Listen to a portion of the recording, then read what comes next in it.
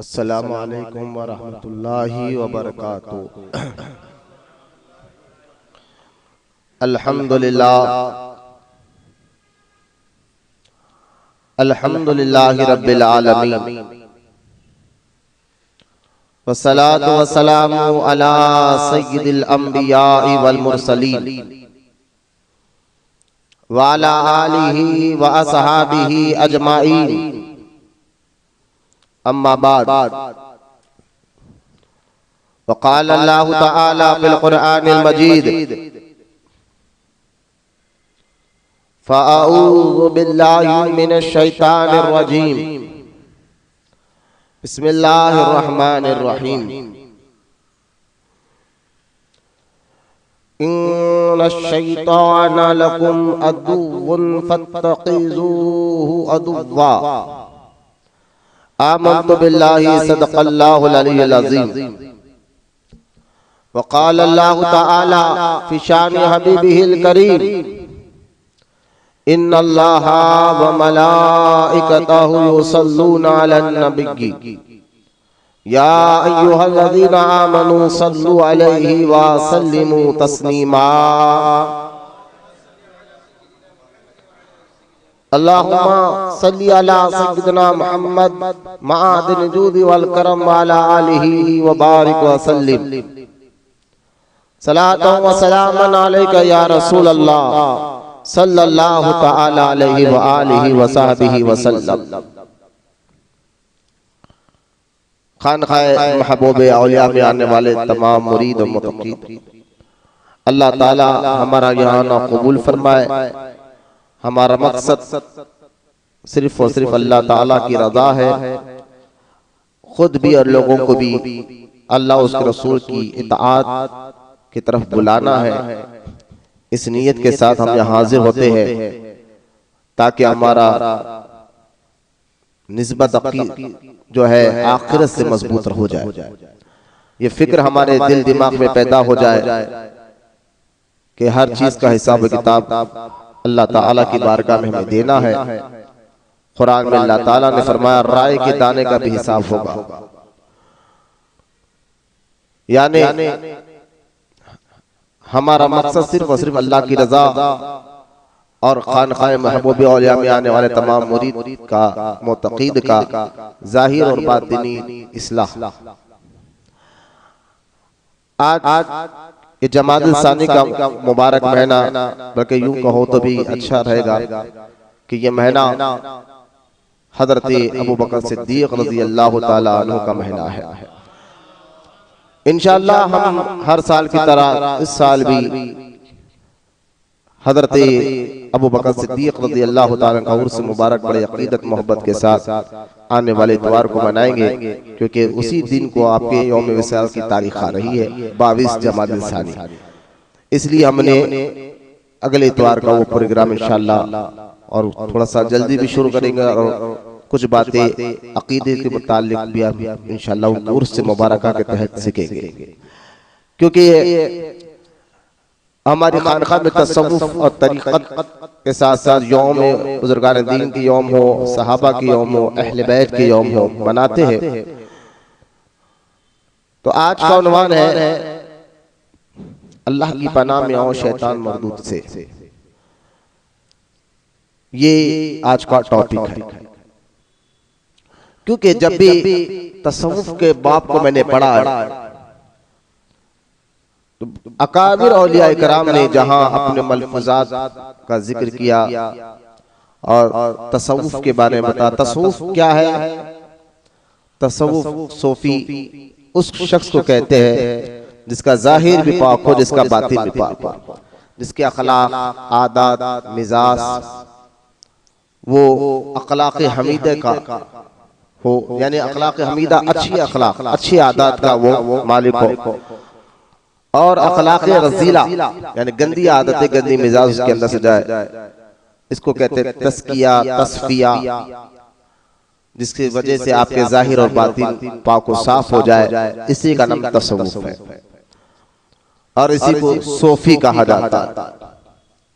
जैसा कि हदीस पाक में आता है कि गज़वा में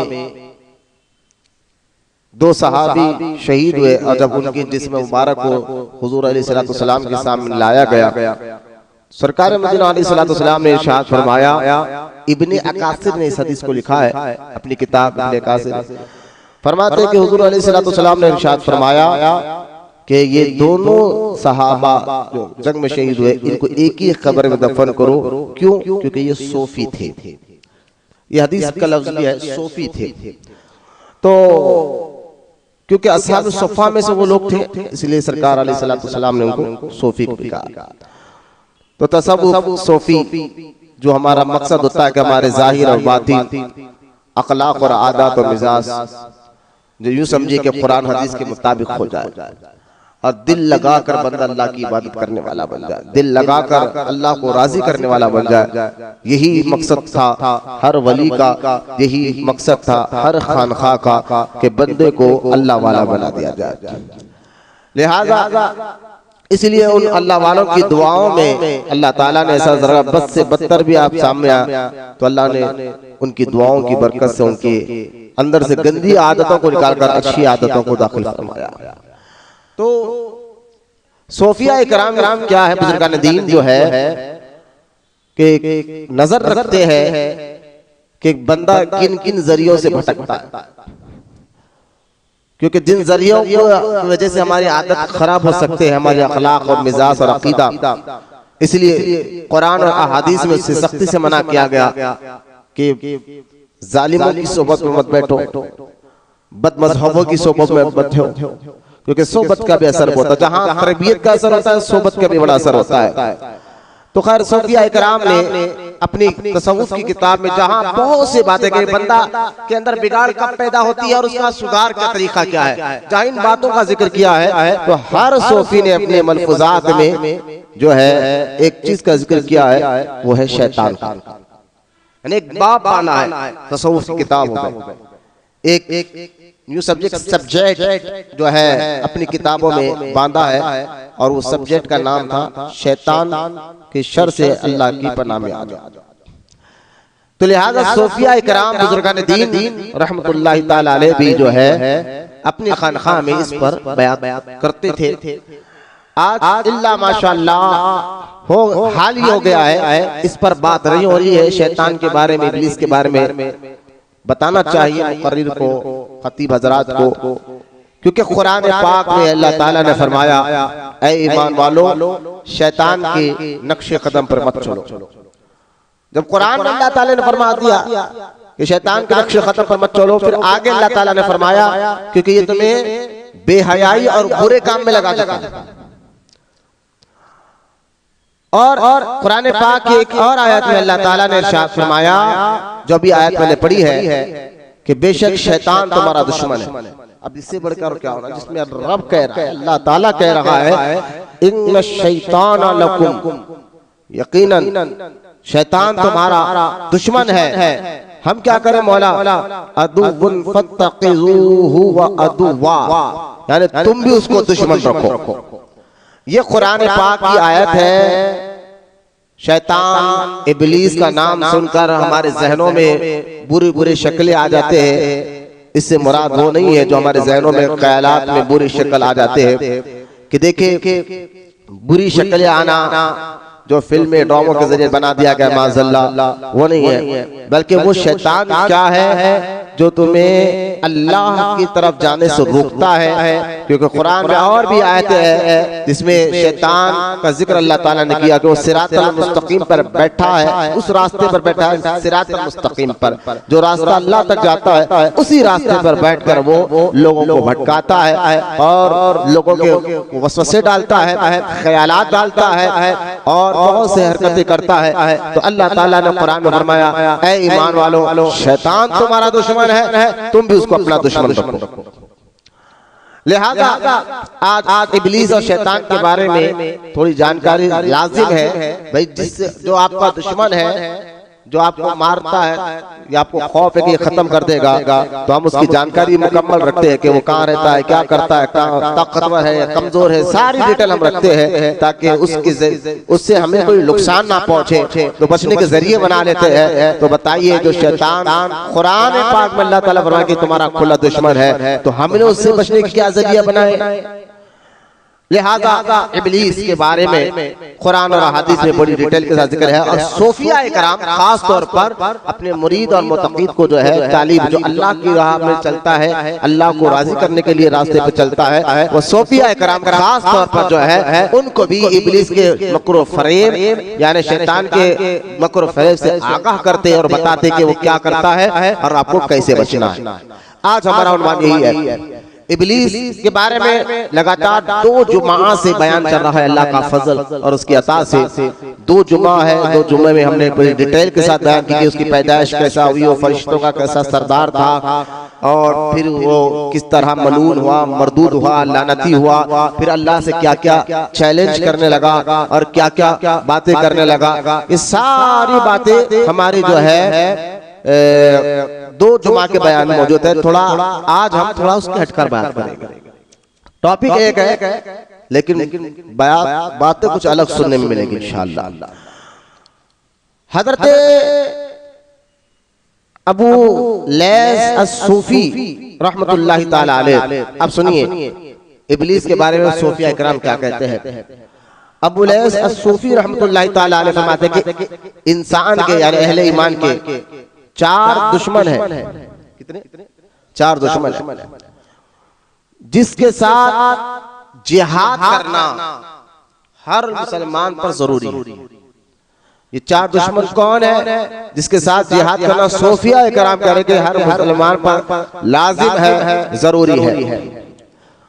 अब यहाँ बातिल की बात चल रही है, अखलाक की बात चल रही है, तो लिहाजा वो 4 में से पहले का जिक्र फरमाते हैं। पहला दुश्मन दुनिया। इंसान की दुश्मन क्या है? दुनिया।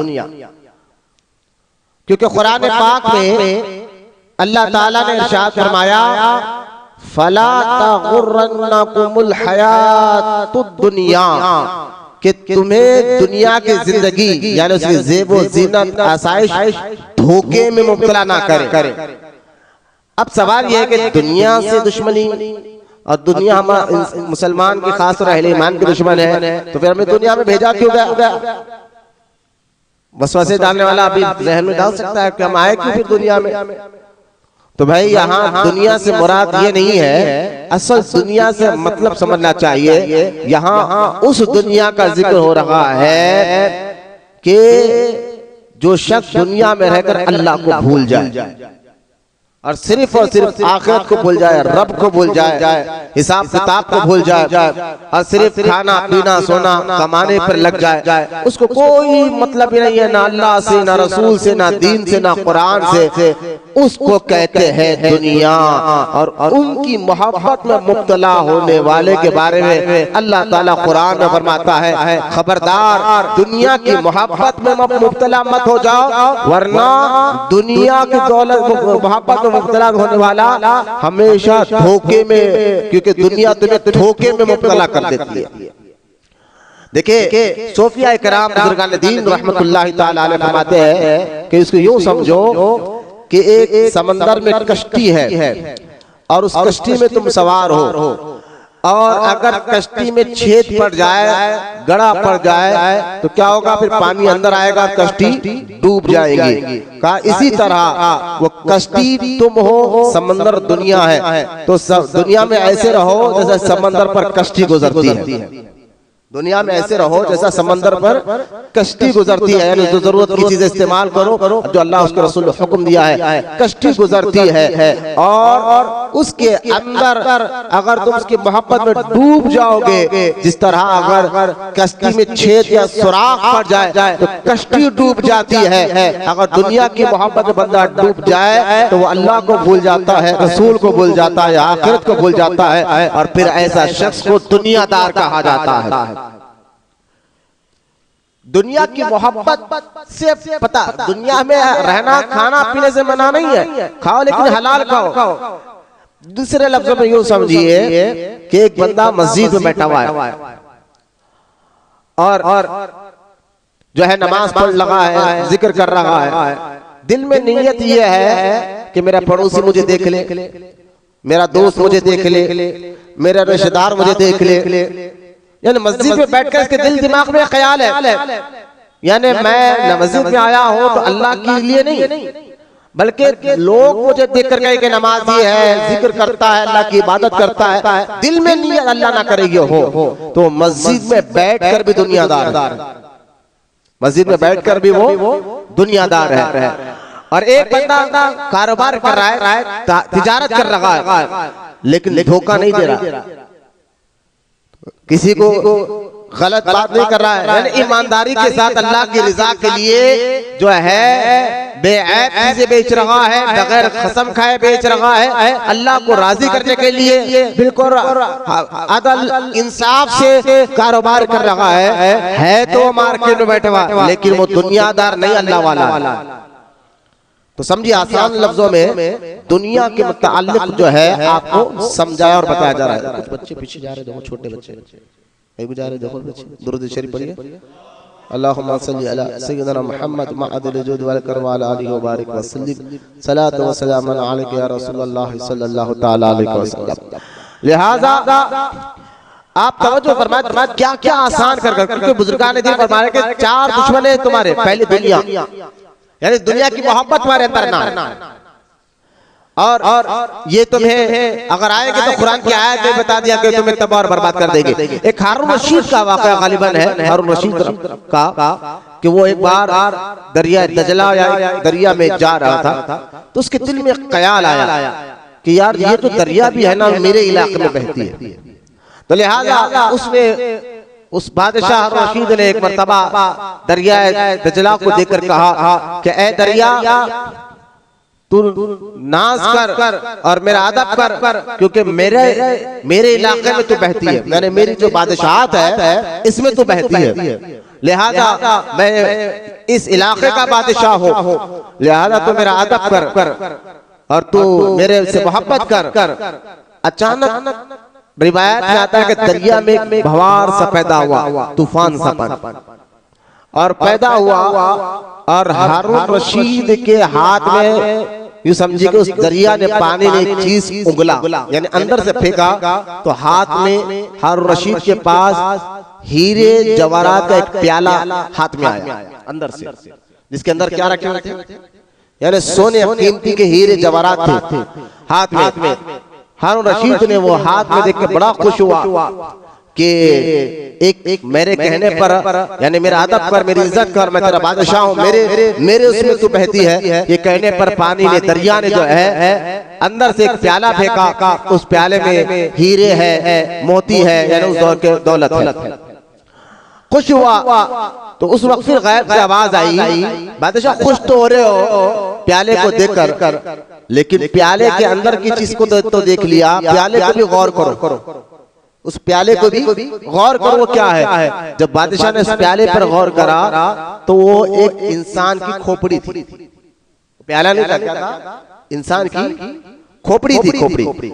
अब आवाज ये आई कि ये क्या है, कहा जो प्याले के अंदर है वो दुनिया है और जो प्याला है वो दुनिया की हकीकत है।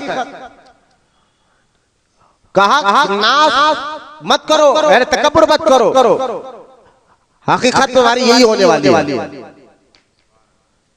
समझाने के लिए अल्लाह ताला गैब से कुछ अपने बंदों को हिदायत देता है और उनको बताता है, तो दुनिया की हकीकत को बता दिया गया। बुजुर्गान दीन ने क्या गरीब बात जाकर कह रहे हैं कि तुम्हारे दुश्मनों में से पहला दुश्मन दुनिया समाज, दुनिया की मोहब्बत। आज सारे झगड़े देख रहे हैं दुनिया की मोहब्बत के लिए। जब बंदे को अल्लाह का ख्याल हो जाए आखिरत का, तो मैं समझता हूँ वो बिगड़ेगा नहीं। इस ख्याल को पकाओ आप मजबूती के साथ। यार हिसाब किताब अल्लाह की बारगाह में करा, अरे उन्हें कमारा, इन्हें ये करके कमारा, उन्हें करके कमारा, उन्हें धोखा दे। अरे भाई अगर वो बंदा आखिरत को भूल गया, रब को भूल गया, तो तुम क्यों अल्लाह को नाराज कर रहे हो? तुम क्यों जो ऐसे काम करो जिससे अल्लाह नाराज होता है? आप खुद खुद भी नेकी पे अमल करो, कोशिश करो अपने दूसरे भाई को भी नेकी की दावत देने। लेकिन इसका मतलब यह नहीं कि सामने वाला ऐसी जिंदगी गुजार रहा था मैं भी ऐसी जिंदगी गुजारूंगा। हज़रत ईसा अलैहिस्सलाम का मशहूर और मारूफ वाक़या जो इमाम मोहम्मद गज़ाली रहमतुल्लाहि तआला अलैह अपनी किताब मुकाशिफुल क़ुलूब में लिखते हैं, फरमाते हैं ईसा अलैहिस्सलाम के बारे में कि आप एक बार जंगल से गुजर रहे थे तो एक शख्स ने कहा हुजूर मैं आपके साथ रहना चाहता हूँ, अल्लाह के नबी है, कुछ वक्त रहना चाहता हूँ। ईसा अलैहिस्सलाम के बारे में आता है आपकी जिंदगी, हज़रत ईसा अलैहिस्सलाम की जिंदगी बड़ी मुतवक्किलाना थी, यानी आप ना आपका घर बार यूं समझिए, अल्लाह ने नबियों को इख्तियार दिया, लेकिन फिर भी आपकी जिंदगी ऐसी मुतवक्किलाना थी कि आपके पास प्याला तक बाज़ाहिर दिखने में पीने का नहीं था, एक लिबास। ये असल मुतवक्किल ना जो जिंदगी गुजारते औलिया किराम वो सिफत ईसाई पे होते हैं। खैर एक विलायत की किस्म है, तो हज़रत ईसा अलैहिस्सलाम के बारे में आता है कि आप ऐसी जिंदगी गुजारते थे तो आपने एक शख्स ने कहा हुजूर मैं भी ऐसी, आपने फरमाया तू बर्दाश्त कर पाएगा, कहा हुजूर होगा, ठीक है। गए और रास्ते में चले गए, एक जगह कई दिन तीन दिन गुजर गया, एक जगह जो है आपके पास रोटी थी खाने के लिए, 2-3 रोटी थी, एक तुम खाएंगे एक मैं खाऊंगा, एक रोटी को बांध के रखा और ईसा अलैहिस्सलाम को जरूरत की तक गए, वापस आए तो वो तीसरी रोटी थैले में मौजूद नहीं। उसने कहा ईसा अलैहिस्सलाम ने कहा तीसरी रोटी कहा हुजूर मुझे तो पता नहीं, तो आप खामोश हो गए। कुछ देर के बाद एक हिरन जा रही थी, आपने हिरन को आवाज दी, अल्लाह के नबी के कहने पर जानवर भी आ जाते हैं, तो ईसा अलैहिस्सलाम को अल्लाह ने जानवर हिरन आ गई, आपने अल्लाह का नाम लिया, ज़ुबा किया, उस गोश्त को पकाया, खुद भी खाया, उनको भी खिलाया, फिर अल्लाह का हुक्म से कहा खुम भी इज़्निल्लाह, अल्लाह के हुक्म से उठ जा, हिरन उठ के फिर चलने लगे। अब ईसा अलैहिस्सलाम ने फरमाया अपने साथी को देख अल्लाह ने मेरे जरिए मुजज़ा तुझे दिखाया, खुदा की कुदरत दिखाई कि अल्लाह क्या कर सकता है, उसकी ताकत क्या, कुदरत क्या है, अब बता दो तीसरी रोटी का। इसमें बहुत सबक दिया, दुनिया की मोहब्बत, रोटी मकान कपड़े के लिए तुम क्या क्या कर रहे हो, आखिरत के लिए कुछ नहीं करता। लिहाजा ईसा अलैहिस्सलाम ने कहा ये तो अल्लाह ताला ने मेरे जरिए से तुझे एक करामा मुजज़ा दिखाया है, अब बता दे। तो कहा हुजूर मुझे नहीं मालूम, आप खामोश हो गए। एक जगह ऐसा कि दरिया आ गया, यानी रास्ता पार करने का कोई कश्ती और मल्ला वगैरह नहीं था। ईसा अलैहिस्सलाम ने अपने साथी का हाथ पकड़ा, अल्लाह का नाम लिया, दरिया पार करा दिया। फिर ईसा अलैहिस्सलाम ने दूसरी मर्तबा उससे पूछा अब सीधा सीधा बता दे कि वो तीसरी रोटी खाए किसने। दुनिया की दुनिया का ऐसा मजबूत पकड़ कर रखो, जाना नहीं हमारे ऐसे लोगों की मिसाल है, यानी कुछ भी हो जाए उसके लिए। यहाँ नबी पूछ रहे जवाब लेते हैं, वली पूछ रहे तो भी जवाब लेते हैं, ताज्जुब नहीं करना चाहिए। नबी पूछ रहे तो जवाब नहीं दे रहा उन्हें, अगर कोई मुर्शिद पूछ रहे तो भी जवाब नहीं दे रहा, इसमें ताज्जुब नहीं करना चाहिए। नबी जानते सब कुछ फिर भी खामोश थे, तो पीर भी जानते सब कुछ फिर भी खामोश रहते। लिहाजा ईसा अलैहिस्सलाम ने दूसरी मर्तबा पूछा आप तो बता दे, पहले सीधा सीधा खुदा की कुदरत दिखाकर पूछा, शायद मानेगा। जानते कि नहीं माने, लेकिन ये हमारे लिए सबक है भाई, मानेगा। दो चीजें दिखाने के बाद में नहीं माना, अब समझ गए कि मानता कैसा ये मान। फिर तीसरे गांव गए, दुआ की ईसा अलैहिस्सलाम ने, 2-3 कुप्पे बनाए मिट्टी के, दुआ की, वो तीनों कुप्पे सोने के हो गए। तीनों कुप्पे क्या हो गए? अब ईसा अलैहिस्सलाम ने कहा देख ये 3 कुप्पे सोने के हो गए, हाँ एक तेरा है, एक मेरा, एक जो है ना वो जो रोटी खाया ना उसके लिए। अब दुनिया की मोहब्बत आए तो सच उगल जाती है। अब सच्चाई वाला हजरत उमैश खाया था, मुस्कुराए, लेकिन बाद में समझे सबक क्या है। ईसा अलैहिस्सलाम 2 बार अल्लाह का वास्ता देके पूछ रहे, नहीं बोला, खुदा की ताकत बताकर पूछ रहे, नहीं बोल रहा, खुदा की कुदरत बताकर बोल रहे, नहीं बोल रहा, दुनिया को लेकर सच बोल दिया। कहीं हमारे अंदर भी मिजाज तो ना आ जाए कि दौलत को देखे तो बस इसकी टोपी उसके सर, इनकी टोपी इसके सर, और इधर जो है पीर की इताअत करना लाजिम और जरूरी था, लेकिन उनको छोड़ दिया। क्या मालूम होता, उन्होंने क्या देख सकते, उन्होंने क्या कर सकते, यही मिजाज उसकी थी। ईसा अलैहिस्सलाम के साथ रहने वाले यही सोच लिया था मैं क्या कर सकते, जबकि बता रहे क्या कर सकते फिर भी नहीं माने।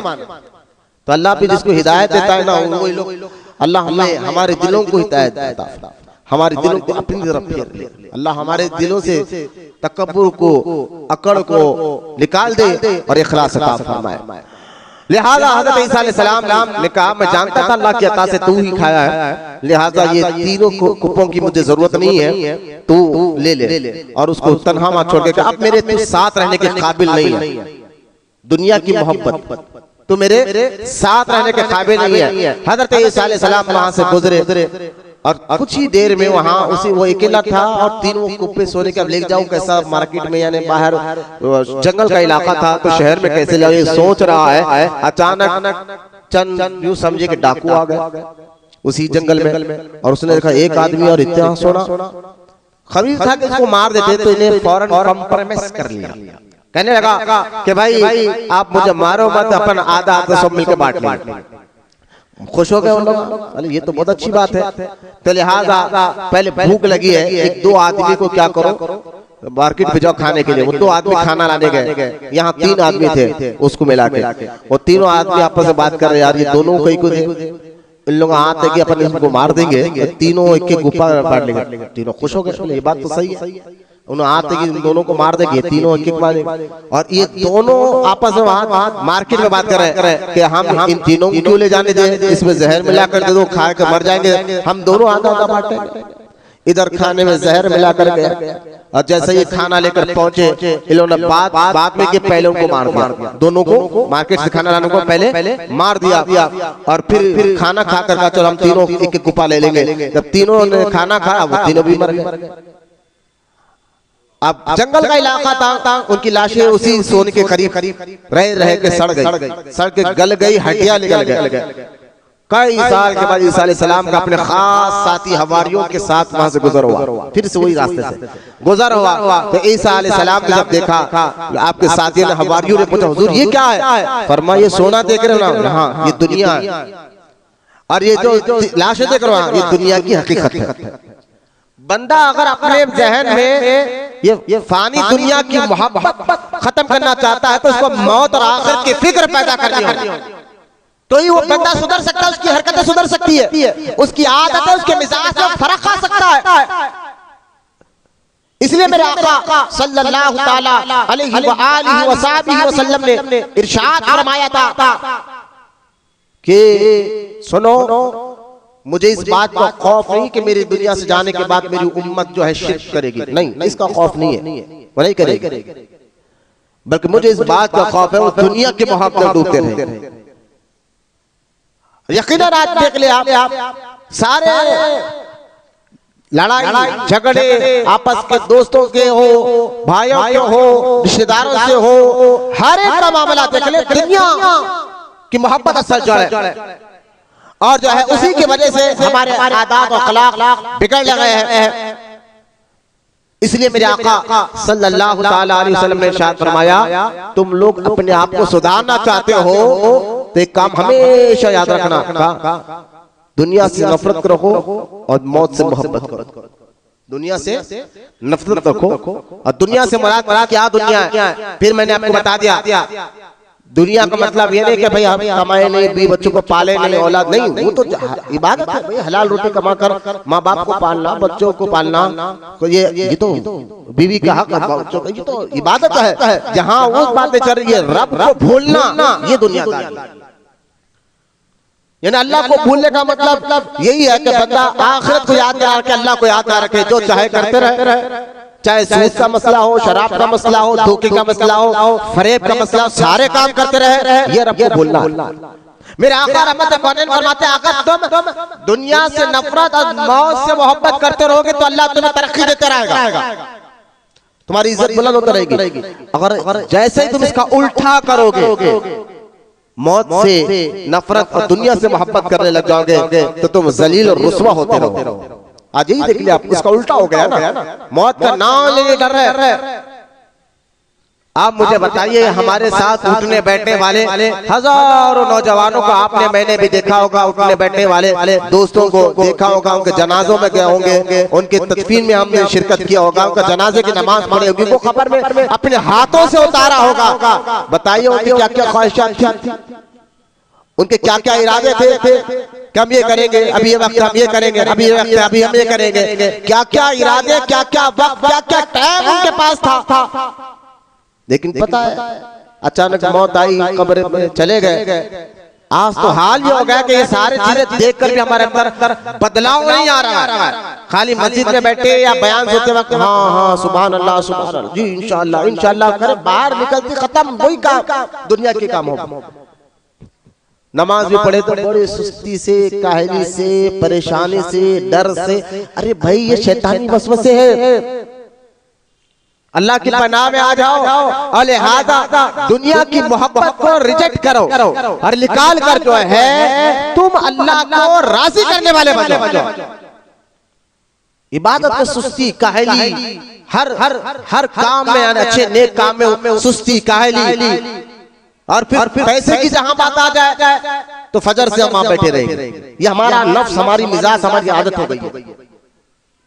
तो इसको हम उनको देखना चाहिए कि हमसे पहले जो हजारों लोग दुनिया से गए हैं, जिनका इंतकाल हुआ है, जो मरे हैं, जो उनके भी तो ख्वाहिश बड़े बड़े थे ना, हम ये करेंगे हम वो करेंगे, लेकिन क्या हुआ? अचानक मौत का फरिश्ता आया, अल्लाह का हुक्म, खत्म हो गया, दुनिया खत्म, सब खत्म। लिहाजा हज़रत रहमतुल्लाहि ताला अलैह फरमाते हैं कि इंसान के चार दुश्मन हैं और उसे जिंदगी भर से वो दुश्मन उन दुश्मनों से वो जिहाद करता रहे, और उनमें पहला दुश्मन है दुनिया। और दुनिया के बारे में मैंने बड़ी डिटेल के साथ बताया। फिर फरमाते हैं नंबर 2 पर इंसान का नफ्स, उसका बहुत बड़ा दुश्मन। इंसान का नफ्स क्या है?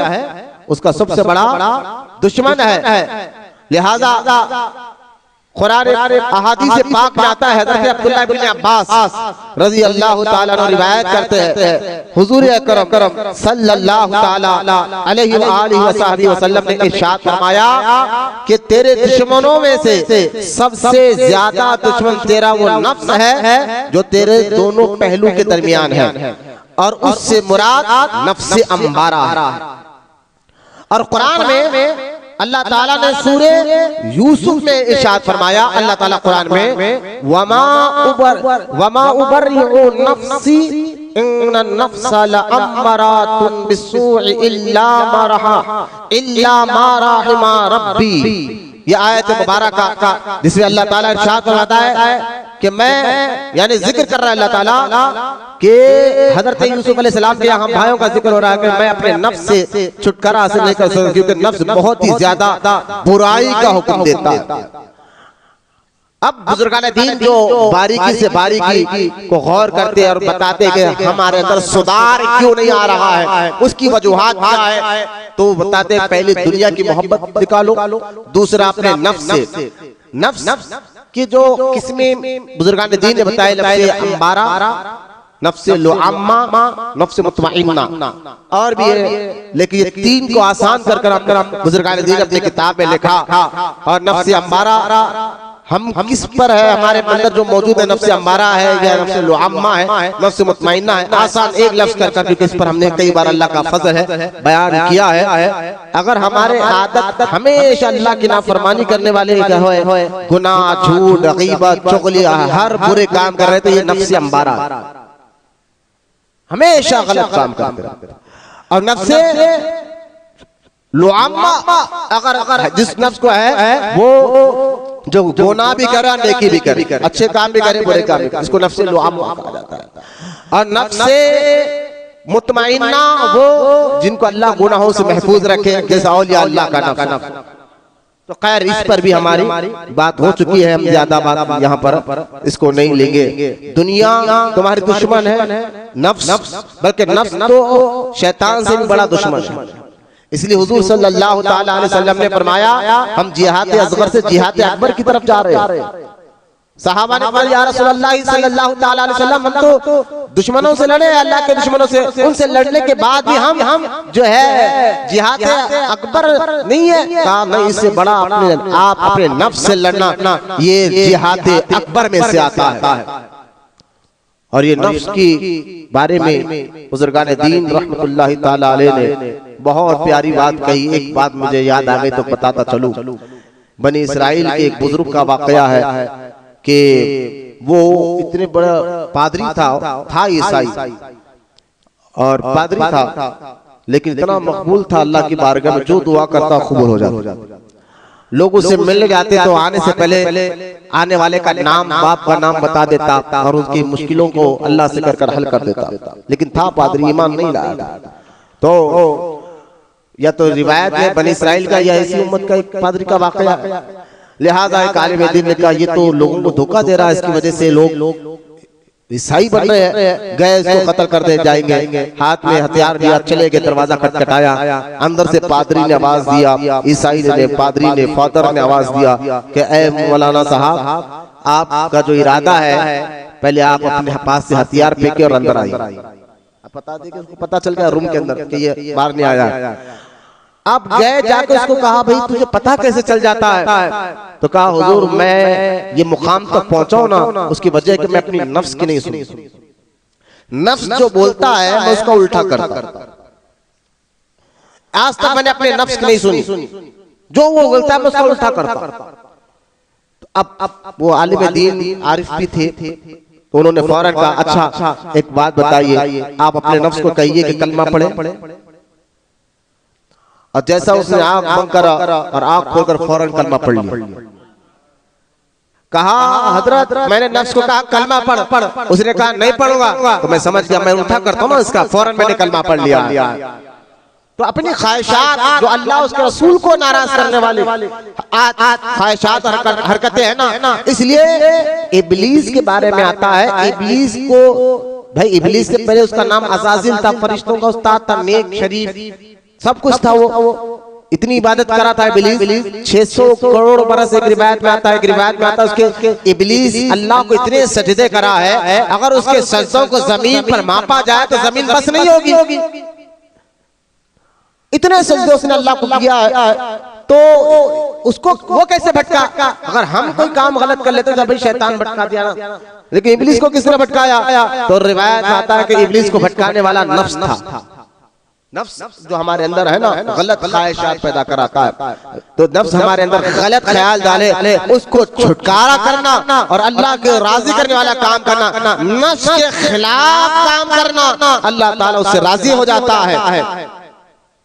तो लिहाजा यहाँ नफ्स के बारे में दो।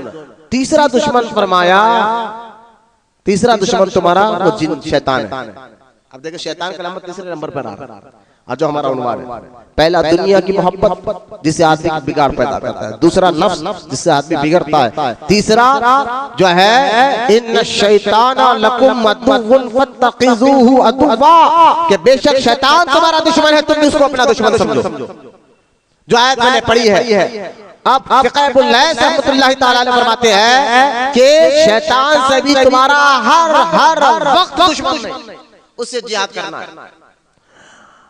हज़रत अनस बिन मालिक रज़ी अल्लाह तआला अन्हु फरमाते हैं हुज़ूर अकरम सल्लल्लाहु तआला अलैहि व आलिहि व सहबिहि वसल्लम ने इरशाद फरमाया कि शैतान जो है तुम्हारे अंदर जिस तरह एक हाथी ऊंट कि जैसा उसका जो मुंह रहता है सूंड के जैसा, हाथी के सूंड के जैसा, वो इंसान के खून में अपना मुंह रख देता है और उनको वसवसे डालने लगता है, वसवसे डालने लगता है। कभी अल्लाह पर वसवसे डाल दिया, शैतान वसवसे डालता है, कभी अल्लाह पर वसवसे डाल दिया, कभी दीन के बारे में क्या हो रहा, नमाज पढ़कर, रोजा रखकर, दाढ़ी रखकर क्या फायदा, इबादत कर क्या फायदा, ये कर क्या फायदा, छोड़ो ये कर कोई फायदा नहीं है, उन्हें शराब हमारा उन्हें वो कर रहा, ये कर रहा, बस ये वसवसे डाल दिया। हुजूर सल्लल्लाहु अलैहि वसल्लम फरमाते इस तरह के जब वसवसे आए तो फौरन अल्लाह का जिक्र करो, वो अपना मुंह हटा लेता। अल्लाह का जिक्र जो है वो अपना मुंह हटा लेता है, और जो दिल जिसका दिल अल्लाह के जिक्र से गफलत इख्तियार करे फिर अपना मुंह डाल देता है। इसलिए इब्लीस क्या करता है, सबसे पहले जरा ये बात बहुत ज्यादा जरूरी है समझने के लिए कि सबसे पहले इब्लीस क्या करता है, आपको अल्लाह ताला की रुबूबियत, उसकी बादशाहत और जो है उसकी माबूदियत में शक डालता है। रुबूबियत में शक डालता है। एक एक लफ्ज़ जरा गौर से सुने मुरीदीन, अल्लाह की रुबूबियत पे शक डालता है जिसकी वजह से हम बिगड़ते हैं। दूसरा, उसकी बादशाहत में शक डालता है। तीसरा, उसकी माबूदियत में शक डालता है। ये तीनों अलग अलग चीज है। इसको आसान करके ये समझिए, अल्लाह की रुबूबियत अल्लाह की सिफत है। अल्लाह जिस तरह अल्लाह वाहिद है, एक है, उसका लम यलिद व लम यूलद, ना उसकी कोई औलाद है। ये सारे अकीदे हम जो मानते हैं कि अल्लाह के लिए यकीनन यही तो तौहीद है। लेकिन इसके साथ ये भी मानना है कि अल्लाह रब है, रुबूबियत है। अल्लाह की सिफत एक रब वाली यानी रुबूबियत वाली भी है। रुबूबियत किसको कहते हैं? वो जो सारी कायनात को पालता है। पालने वाला कौन? अल्लाह, उसी को रुबूबियत कहते हैं। उसकी सिफत को क्या कहते हैं? रुबूबियत कहते हैं। जैसे कि रज़्ज़ाक़ियत, अल्लाह रज़्ज़ाक़ है, दूसरे लफ्ज़ में समझो अल्लाह रज़्ज़ाक़ है।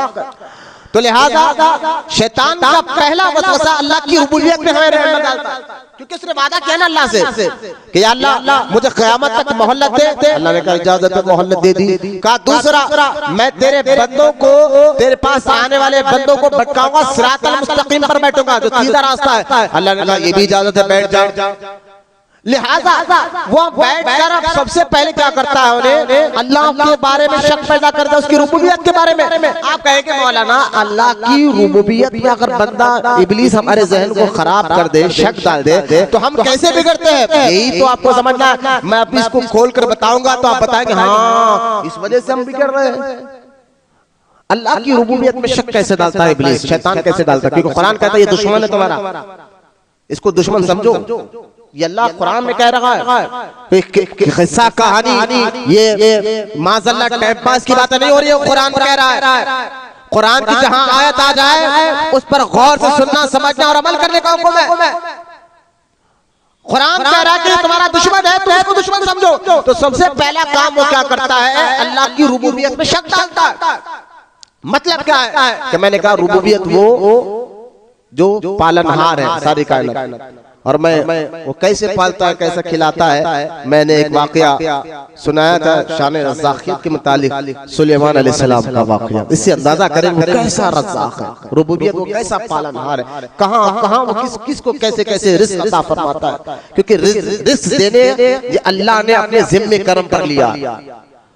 तो सबसे पहले क्या करता है, क्या हो रहा, दिन भर में काम करके कुछ नहीं हो रहा, छोड़ सूद का काम, यानी रुबूबियत में शक। पालने वाला तो अल्लाह था, रिज़्क़ देने वाला, सबको देने वाला। अब वहां से शक डालकर क्या करता है, अरे सोच ये मेहनत कर हलाल रोटी कमाया था, क्या नहीं बढ़ता आगे, तो लिहाजा छोड़ इसको, शक डाल दिया। छोड़ झूठ बोल के कमा, गाली दे के कमा, धोखा दे के कमा, लिहाजा ये करके कमा, वो करके कमा। अब ये शक आ गया। अब पालनहार तो अल्लाह था, वहां से शक हट, अल्लाह की रुबूबियत में से अकीदा कमजोर पड़ गया। अब इब्लीस हमारे ज़हन में काबिज हो गया और हमें गलत काम कराने लग गया। ये करा तो आगे बढ़ता, मैं तो यहाँ ही रहता हमेशा भर के लिए, डाल दिया शक। मरना भूखा मरता तू, एक टाइम का खाना भी मुश्किल से मिलता फिर तेरे को, ये सोच लेता बैठा तो किसी में शक डाल, अल्लाह की रुबूबियत में शक डाल रहा। जबकि अल्लाह का वादा है अपने ज़िम्मे करम पे अल्लाह ताला ने हम रज़्ज़ाक़ है, हम रिज़्क़ देंगे। सुलेमान अलैहिस्सलाम ने यही तो बात करी, अल्लाह कैसे रिज़्क़ देता है। मैं एक टाइम मुझे इजाज़त दे, मैं सारी दिन मखलूक को खाना खिलाऊं। सोचिए कितना खाना बनाया था, कितना खाना बनाया था सुलेमान अलैहिस्सलाम ने, इतना बनाया। उलमा कहते हैं कि समझाने की बात नहीं, कि बस समझिए कई एकड़ जमीन पर उन्होंने खाना रख दिया और अल्लाह के हुक्म से सारी मखलूक को बुलाया। तो एक समंदर से एक मछली बाहर आई और जितना खाना बनाया था ना, वो एक ही टाइम में वो एक मच्छी खा गई। वो एक ही मच्छी सारा खाना खा गई। कितना खाना बना। अब हैरान हो गए सुलेमान अलैहिस्सलाम, बस सारी मखलूक के लिए खाना बनाया था अल्लाह के हुक्म से, अल्लाह की इजाजत लेकर, और इतना कितना बनाया होगा। एक टाइम के खाना मैं खिलाऊंगा या अल्लाह, समुद्र में रहने वाली मखलूक हो, आसमान में उड़ने वाली मखलूक हो, जिन्नात हो, इंसान हो, जितनी तेरी मखलूक है एक टाइम का मैं खिलाऊंगा। अल्लाह ने इजाजत दी, कितना बनाओ। एक टाइम का खाने के जायज में एक मच्छी सारे लोगों का खाना खा गई। कहा सुलेमान सलाम से उस मच्छी ने कि और कहा, अब कहा है बोल के सारा तो तूने खा गई। तो मच्छी कहने लगी, अल्लाह के नबी, मेरा रब तो ऐसा दिन भर में 70 निवाले खिलाता है। अब समंदर में रहने वाली एक मच्छी जो है दिन भर में ऐसा रब तुझको खिलाता, तो हम अशरफुल मखलूकात हैं, हम तो उसके महबूब की उम्मत है। तो शैतान क्या करता है, सबसे पहले अल्लाह की रुबूबियत पालनहारी पर ही शक डाल देता है। तू आगे बढ़ ही नहीं सकता जब तक सूद का कारोबार नहीं करे, तू आगे बढ़ ही नहीं सकता जब तक सूद से लेन देन ना करे, तू आगे बढ़ ही नहीं सकता मेहनत में दिन भर काम करो रात में आओ, नहीं बढ़ सकता, तू यही का यही रहेगा, कुछ कर। जिसका रिस्क अल्लाह ने वादा कर लिया अपने ज़िम्मे करम पर, मैं दूंगा, जितना देना वो रबी देता है। तो हमें पहले इब्लीस के इस वार को कमजोर करना होगा और अल्लाह की रुबूबियत पर, जैसा अल्लाह एक है पूरा यकीन है, उसकी रुबूबियत पर पूरा यकीन पैदा करना कि भाई पालनहार अल्लाह है, देने वाला अल्लाह है। तो मैं क्यों जाकर जो है, अगर देखे भाई अब सहाबा को अल्लाह रसूल पर कैसा यकीन था। अब्दुर्रहमान इब्न औफ रज़ी अल्लाह ताला अन्हु के बारे में समझिए। हमारे बच्चे जो है मार्केट में मेहनत करने वाले बने, कई रास्ते हलाल रास्ते कई है, उसको छोड़कर धोखेबाजी में ना जा। कई रास्ते मेहनत के हैं, आप अल्लाह पर यकीन करते हुए मेहनत करें, क्योंकि अल्लाह रब है, रुबूबियत वाला, यानी पालनहार वो है। जरूर आपको आपके लिए आपका मकसूद का रखा है, देगा जरूर। लिहाजा हज़रत अब्दुर्रहमान इब्न औफ के बारे में आता है रज़ी अल्लाह ताला अन्हु, ये सहाबा में से अशरा मुबश्शरा में से सहाबी जिनको हुजूर ने जिंदगी में कहा था कि तुम जन्नती हो। अब्दुर्रहमान इब्न औफ रज़ी अल्लाह ताला अशराए मुबश्शरा में से साहब हज़रत अब्दुर्रहमान इब्न औफ रज़ी अल्लाह ताला अन्हु अपने मकान से जब आप मक्का से हिजरत कर मदीने पाक आ रहे थे, क्योंकि हुजूर हिजरत करके चले गए, तो जानो दिल होशो खिरत, आला हज़रत ने क्या फरमाया था, जानो दिल होशो खिरत सब तो मदीने पहुंचे, जानो दिल होशो खिरत सब तो मदीने पहुंचे, तुम नहीं चलते रजा सारा तो सामान गया। ये इसकी अमली तफसीर देखना है तो अब्दुर्रहमान इब्न औफ को देखो। मक्के में पैदा हुए, बड़े हुए, मक्के के बड़े टॉप के ताजिरों में आपका नाम आता था, और इतनी प्रॉपर्टी मक्का मुकर्रमा में की थी, समझे कई मकान, घर, जमीनें आपकी खुद की कमाई की हलाल, कई मकान, घर। और कपड़ा जो आप पहनते थे उस दौर में बस आप ही पहन सकते थे, यानी उतना पैसा आपके पास, दौलत, यानी महंगा कपड़ा। वही अब्दुर्रहमान इब्न औफ जब मक्का छोड़कर मदीने जा रहे हैं, मक्के वालों ने रोक लिया, कहां जा रहे हैं? कहा बस मैंने कहा ना, जानो दिल होशो खिरत सब तो मदीने पहुंचे, तुम नहीं चलते रजा सारा तो सामान गया। कहा जा रहा हूं मेरे आका के पास। तो मक्के वालों ने कहा अच्छा जा रहे हैं, हाँ ये जितना कमाया ना रहकर सब दे दो। एक झटके में अल्लाह की रुबूबियत पर कैसा यकीन था, देखो सब दे दो, पूरी प्रॉपर्टी, जमीन, घर सब दे दो। का ठीक है दे दिया। एक सेकंड सोचा तक नहीं, रिवायत में आता है अब्दुर्रहमान इब्न औफ ने सोचा तक नहीं कि सोच कर बोलता हूं, अरे भाई झटके में करोड़ों रुपए देना, सोच के बोलता नहीं, दे दिया।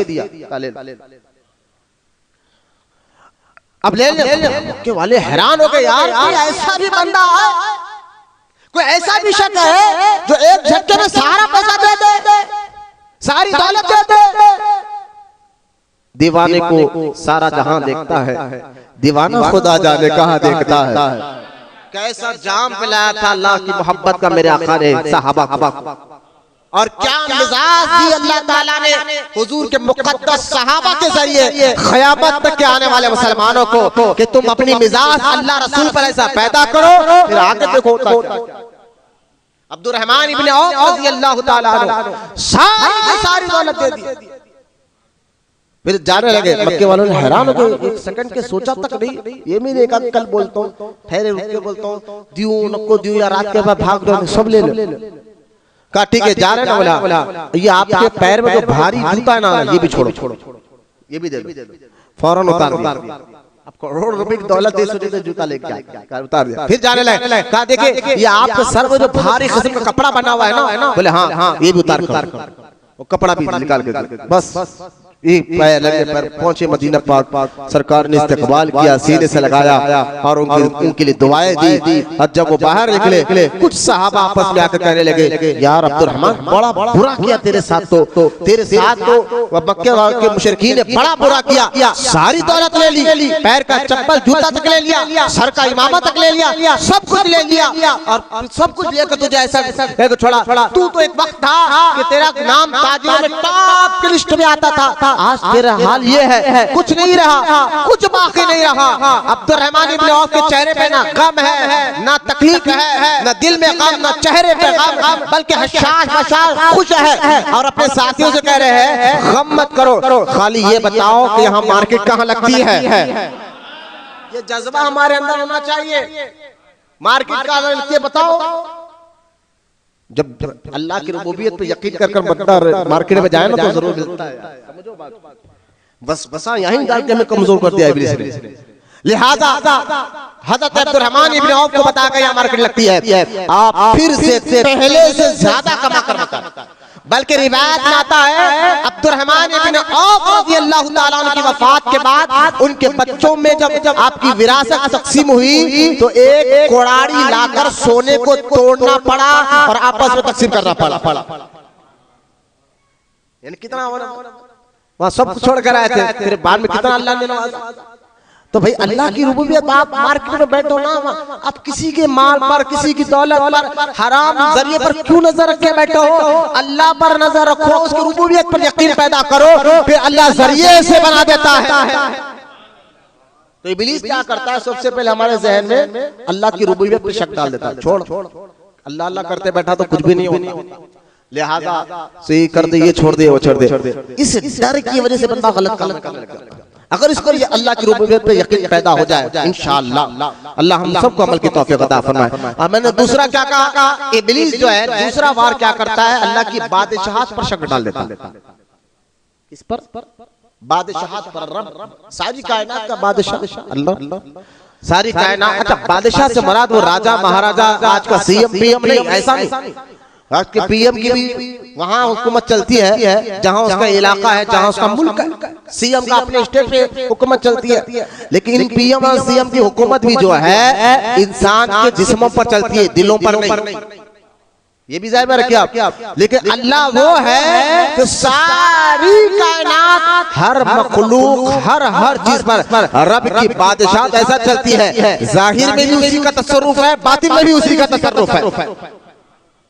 अब आप कहेंगे मौलाना इब्लीस अल्लाह की बादशाहत में शक कैसे डालता है, फिर वहां आखिर में कैसे भटकाता है? रुबूबियत में शक डालता है तो गरीब हो जाएगा, तो मुफलिस हो जाएगा, तो आगे ही नहीं बढ़ सकेगा, तो ये हो जाएगा, वो हो जाएगा, बस हराम काम करा लेगा। अगर उसको रुबूबियत में यकीन हो जाए रब देने वाला, और जब हमें पता चल गया जितना दिया गया वो मिलकर ही रहेगा, तो इस पर हम मेहनत पर तवज्जो करें, अल्लाह पर नतीजा छोड़ दे। दूसरा जो है अल्लाह की बादशाहत पर शक कैसे डालता है, वो लीडरों के जरिए खौफ पैदा करता है। पहलवानों, रोडियों, लीडरों, अरे ये करेगा फिर लीडर ऐसा कर देगा, पहलवान ऐसा कर देगा, रोडी ऐसा कर देगा, ये काम कर, वो काम कर। अब लीडरों, बादशाहों और दुनियादार पहलवानों का डर ऐसा हो जाता है, बंदा फिर अल्लाह को नाराज करने वाले काम लग जाता है। अरे भाई ये लीडर, ये बादशाह तुम्हें बगैर रब के हुक्म के कोई भी चीज आपको नुकसान नहीं पहुंचा सकती, क्योंकि सारी कायनात, सारे जर्रे जर्रे पर इन बादशाह लीडरों की नहीं, रब की हुकूमत चलती है, उसकी बादशाह चलती है। ये बात अगर हमारे जहन में मजबूत हो जाए, बगैर अल्लाह के हुक्म के हमारे को कोई फरिश्ता पर नहीं मार सकता, हमें तकलीफ देने वाला तकलीफ नहीं दे सकता, जब तक अल्लाह का ये अल्लाह की बादशाहत पर ऐसा यकीन। जैसा कि इब्राहिम अलैहिस्सलाम को जब आग में डाला जा रहा है, सैयदना इब्राहिम अलैहिस्सलाम को आग में डाला जा रहा है, जिब्रील कहते हैं अलैहिस्सलाम से आके मदद करो। इब्राहिम अलैहिस्सलाम ने फरमाया, जिब्रील ये बता कि मेरे रब को नहीं मालूम, मैं मदद के लिए आऊं? जिब्रील अलैहिस्सलाम ने जब कहा मदद करो आपकी, कहा मेरे रब को नहीं मालूम कि मेरे साथ क्या हो रहा है? कहा मालूम है? कहा छोड़ो, ये मेरा रब जाने और मैं जाने। तुम्हारी मदद की जरूरत नहीं है। लिहाजा आपने देखा कि ऐसा उसकी बादशाहत और उसकी तौहीद और उसके बादशाहत पर जब बंदा ऐसा यकीन पैदा कर ले कि बगैर मेरे रब के हुक्म से कोई बाल भीगा नहीं कर सकता, यही मिजाज सूफिया इकराम की थी, औलिया इकराम की थी। उनको किसी चीज का डर नहीं होता था। बादशाह बोलता था महल में नहीं आएंगे तो तुम्हारी खान निकाल कर फेंक देंगे, तुम्हें निकाल कर फेंक देंगे, महल में आओ सलाम करो। जब गयासुद्दीन बिलबन ने निजामुद्दीन औलिया को कहा था महल में आओ, इलाके दिल्ली के हर सूफी हर खानका को सूफी हमें आके सलाम करता है, मुलाकात करता है, आप नहीं आएंगे तो आपको दिल्ली से निकाल दिया जाएगा। हजरत निजामुद्दीन औलिया रहमतुल्लाह ताला अलैह के बाद कान तक यह बात पहुंची। अच्छा एक बात याद रखे, बादशाह एक होता है रुखसत, एक होता है अजीमत। रुखसत ये है कि अगर कोई बादशाह बुलाए तो जाना भी सुन्नत, जाना चाहिए, क्योंकि उसके पास जाकर अगर उलमा नहीं जाएंगे, आप कहेंगे बादशाहों के पास नहीं जाना चाहिए। उलमा इकराम औलिया इकराम जाते थे, ये तस्रीर का ये भी रुख जहन में रखे। क्यों जाते थे कि उनको देखकर वो गुनाह से भी बचता, गलत काम से भी बचता था, और भी बहुत सी हिकमतें वजुहात होती थी। लेकिन बात सूफिया ऐसे थे जाते ही नहीं थे, कहते हम दुआ करेंगे तेरा से, यानी तेरे बादशाह से कोई तकलीफ दुआ करेंगे लेकिन हम नहीं आएंगे। उनमें महबूब इलाही का मुकाम, पूरी कोशिश कर लिया बादशाह। आखिर में बोला मैं कलकत्ता वेस्ट बंगाल जा रहा हूँ, वापस आने से पहले अगर ये दिल्ली छोड़कर नहीं गए निजामुद्दीन औलिया तो फिर उनको मैं देख लूंगा। मुरीद रो रहे हैं, अमीर खुसरो तो हाथ पकड़ खूब रोए कि हुजूर अब तो ये बादशाह गयासुद्दीन बिलबन बहुत खतरनाक ही तो फैसला करेगा, आप कुछ तो करे, दिल्ली छोड़ के चले। तो आपने फरमाया हुनूस दिल्ली दूर अस्त, फारसी में जुमला आपने कहा हुनूस दिल्ली दूर अस्त। फरमाया खुसरो डर रहे दिल्ली बहुत दूर है, अभी वो आना है ना दिल्ली को, आने पर देखा जाएगा। और आने में रास्ते में मर गया। जब समझ में आ यानी बादशाह तरफ की चलती है भाई, उसने समझा कि मैं यूं डराऊंगा मैं महबूब इलाही को, और औलिया अल्लाह को यकीन दे के रब पर कैसा है। आपको ये इब्लीस क्या करता है, रब की बादशाहत पर शक डालता है, लीडरों पहलवानों सुदखोरों के सामने झुकाता है। अगर आपको ये बात बैठ जाए मेरा रब जब तक ना चाहे मेरा बाल भी निगाह नहीं हो सकता, इंशाअल्लाह फिर आपके अंदर सुधार आएगा, जरूर आएगा। तीसरा है उसकी माबूदियत पे शक। अब आखिरी बात सुनकर इंशाअल्लाह हम खत्म कर रहे हैं। आने वाले जुम्मा यौम अबू बकर सिद्दीक, आने वाला इतवार अफजलियत अबू बकर सिद्दीक पर होगा इंशाअल्लाह। और उस वक्त आपको 11 बजे रहना है इंशाअल्लाह, सब दिन में 11 बजे रहना है एग्जैक्ट टाइम पर। उस वक्त मैं भी खुद भी जो है वक्त में आकर इंशाअल्लाह अफजलियत अबू बकर सिद्दीक पर इंशाअल्लाह बात करें रज़ियल्लाहु ताला। अल्लाह हमें तौफीक दे। आने वाला आप ये दो चीजें, अल्लाह की रुबूबियत पर यकीन मजबूत कर लो, अल्लाह की बादशाहत पर यकीन मजबूत कर। जब तक उसके हुक्म के बगैर कोई बीमारी नहीं आ सकती, कोई तकलीफ नहीं आ सकती, कोई मुश्किल नहीं आ सकती, जब तक मेरा रब ने चाहे। क्योंकि सारी कायनात हर चीज से उसी की बादशाहत है, उसी का असर, उसी का तसर्रुफ जारी और सारी है।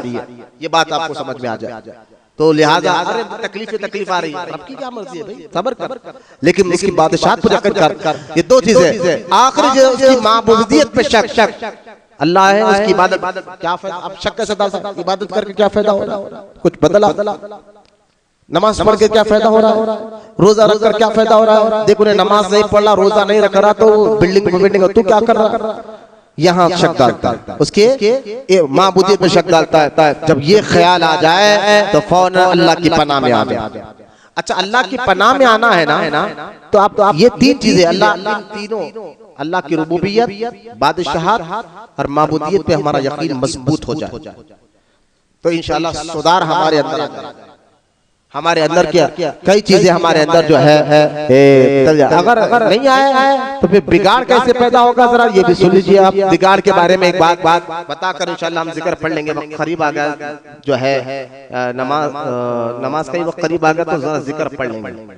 जब हमारे अंदर बिगाड़ पैदा होती है तो फिर बिगाड़ कैसा होती है कि यहाँ पर हजरत इब्राहिम बिन अदहम रहमतुल्लाह ताला अलैह जो है इरशाद फरमाते हैं, इब्राहिम बिन अदहम क्या फरमाते हैं, जरा दुरूद शरीफ पढ़िए एक मरतबा। अल्लाहुम्मा सल्ली अला सय्यिदना मुहम्मद व अला आलि सय्यिदना मुहम्मद व बारिक व सल्लिम सलातो व सलामन अलैका या रसूल अल्लाह सल्लल्लाहु तआला अलैहि वसल्लम। बैठो, मैं आखिरी 2 मिनट बैठो। एंड टाइम पे उठ के जा रहे हैं।